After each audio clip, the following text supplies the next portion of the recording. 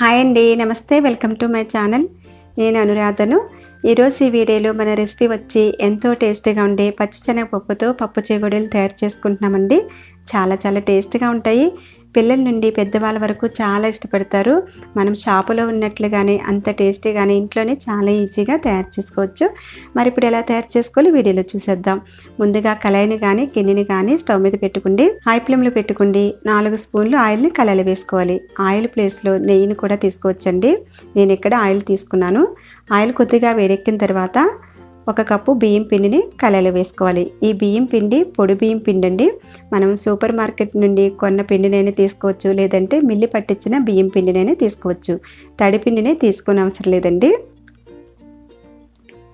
అలాగే 3 స్పూన్లు శనగపిండిని కళాయిలో వేసుకోవాలి. మీడియం ఫ్లేమ్లో పెట్టుకుండి ఈ పిండిని ఉండలు లేకోకుండా కమ్మటి స్మెల్ వచ్చేంత వరకు ఫ్రై చేసుకోవాలి. మనకి కమ్మటి స్మెల్ రావడానికి 10 నుంచి 15 నిమిషాల పాటు పడుతుందండి.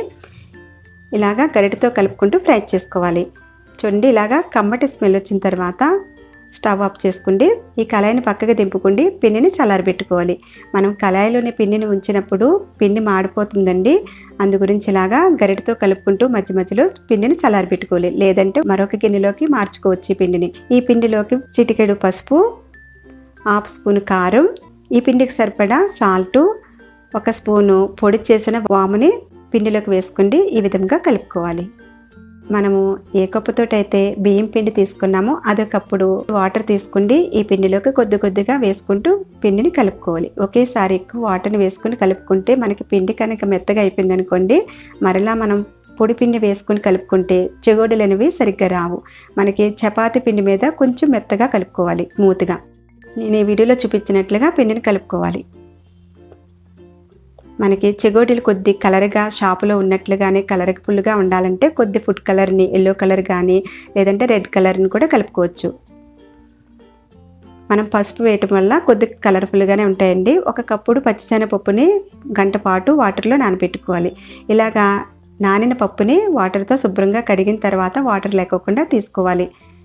అలాగే పిండి అనేది మన చేతికి అంటుకోకుండా కొద్దిగా ఆయిల్ని 1 కప్పులోకి తీసుకోవాలి. ఇలా చేతికి ఆయిల్ని అప్లై చేసుకోండి. చిన్న పిండి ముద్దని ఇలా చేతిలోకి తీసుకోండి. ఇలా పొడవుగా రోల్ కింద చుట్టుకోవాలి.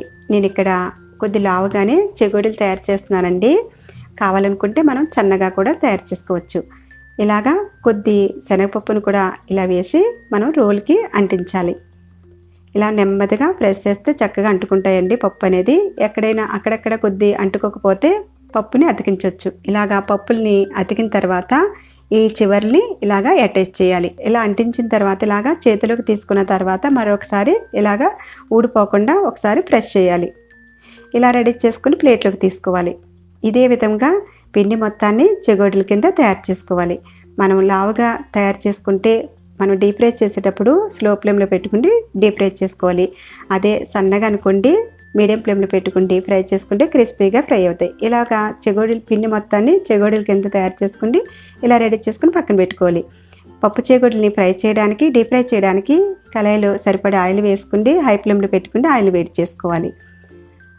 ఆయిల్ వేడెక్కిన తర్వాత చెగోడీలు నెమ్మదిగా ఆయిల్లోకి వదలాలి.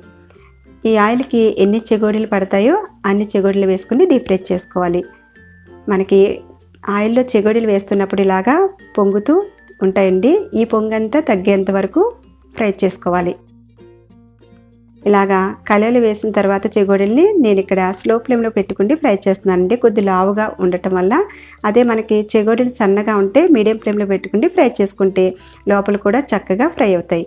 నెమ్మదిగా ఫ్రై చేసుకుంటే చక్కగా లోపల కూడా ఫ్రై అవుతాయండి. ఇలాగా నురగ మొత్తం తగ్గిన తర్వాత ఇలా క్రిస్పీగా ఫ్రై అయిన తర్వాత ఇలా గరిటెలోకి తీసుకుంటే మనం ప్లేట్లోకి తీసుకోవాలి. ఇలా గరిటెలోకి తీసుకుంటే చక్కగా ఆయిల్ అంతా కళాయిలోకి వచ్చేస్తుందండి. ఇదే విధంగా మిగిలిన వాటిని కూడా డీప్ ఫ్రై చేసుకోవాలి. అంతేనండి, ఎంతో టేస్టీగా ఉండే పచ్చిశనగపప్పుతో పప్పు చెగోడీలు చాలా ఈజీగా ఇంట్లోనే చాలా టేస్టీగా మనం తయారు చేసుకోవచ్చు. ఇలా తయారు చేసి పిల్లలకి, పెద్దవాళ్ళకి ఇచ్చారనుకోండి చాలా ఇష్టపడతారు. మీకు కనుక ఈ రెసిపీ కనుక నచ్చినట్లయితే ఒక లైక్ చేయండి. లైక్ చేయటం వల్ల మీరు నా ఛానల్కి సపోర్ట్ చేసిన వాళ్ళు అవుతారు. మరిన్ని రెసిపీల కోసం నా ఛానల్ని ప్లీజ్ సబ్స్క్రైబ్ చేసుకోండి. Thank you for watching.